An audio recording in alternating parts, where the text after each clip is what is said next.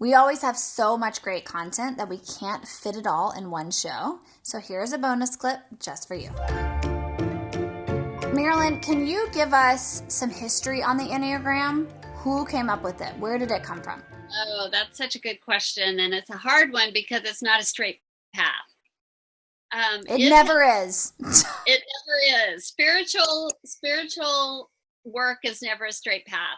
So the Enneagram is not a straight path of development. But the idea of it started back, as best we know, back like in the 4th centuries with the Desert Fathers and Mothers, who were the original spiritual directors. And people were coming to them to further their relationship with God. And they noticed that there were obstacles to that were part of the personality, but they were actually common to everyone. It wasn't just each particular person had a particular problem. There were just these variety of obstacles. And those turned into the 7 deadly sins that we find in the Catholic tradition. Now, that was way back in the 4th and 5th century.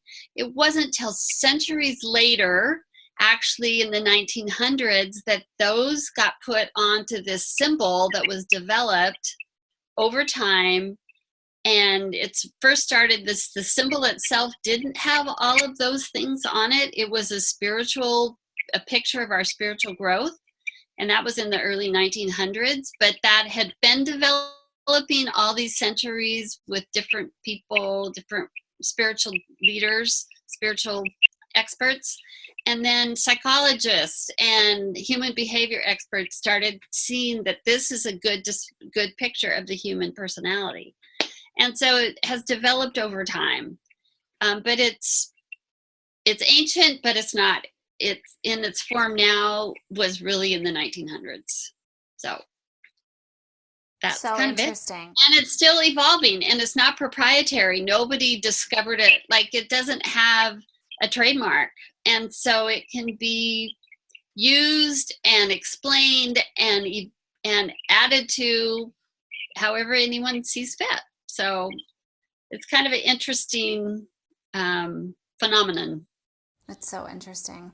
If someone were to be interested in finding their type, finding the type they identify with on the Enneagram, how could they most authentically answer the questions? What kind of mindset could they be in? Or should they center themselves or pray? Or what do you think? That's a good question. I think the curiosity is important, that an openness and an honesty, and not answer the questions like, well, I'd like to be that way more often, or how I want to be. It takes a lot of brutal honesty. Now, my favorite test is the narrative tradition test, which is the essential Enneagram. It's in this current edition, which actually this current edition is going to be off the market soon, or the original edition, until the new book comes out.